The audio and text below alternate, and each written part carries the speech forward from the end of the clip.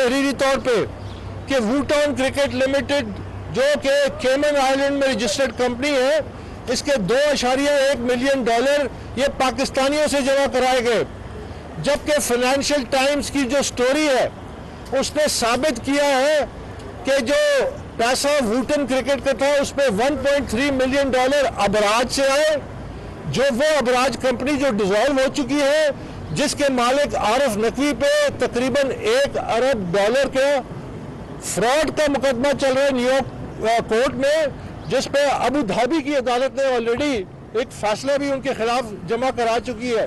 तो उसमें ये दावा किया गया है कि उनके पास मनी ट्रेल है, उनके पास एविडेंस है कि उस 2.1 का 1.3 अबराज से आया और 2 मिलियन डॉलर एक अरब शेख ने दिए जो वूटन क्रिकेट के जरिए पीटीआई के अकाउंट्स में आए और एक ट्रस्ट और उनके दोस्त के जरिए अकाउंट में आए। अब मैं इमरान खान को ये चैलेंज करता हूं, आप पाकिस्तान में at the drop of a hat आप रिट पिटिशंस करते हैं।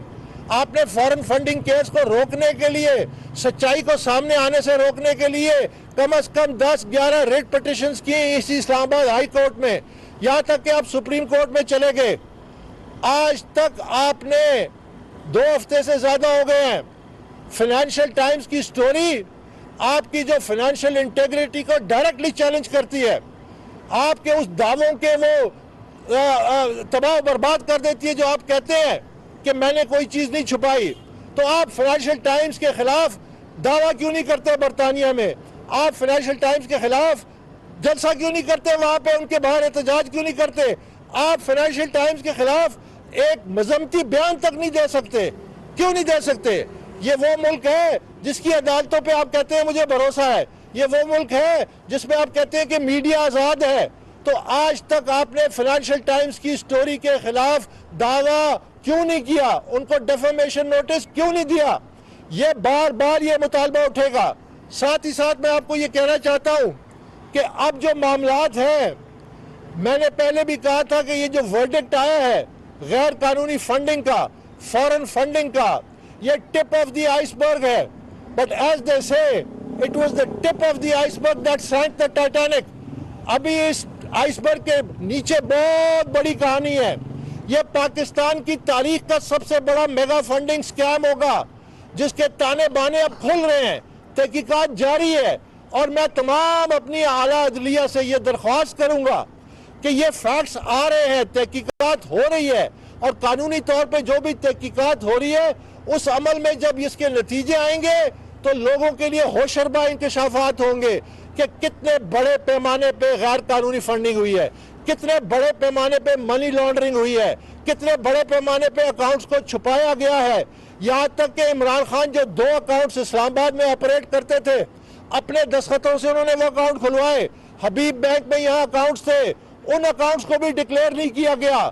उसके अलावा 13-11 अकाउंट्स इन्होंने जमा कराए जिससे लाताल्लुकी का इजहार किया। पीटीआई की तमाम लीडरशिप उसमें इन्वॉल्व है क्योंकि उनके दस्तखतों से वो बैंक अकाउंट्स ऑपरेट होते थे। इसमें मनी लॉन्ड्रिंग एक बहुत बड़े पैमाने पे सामने आएगी।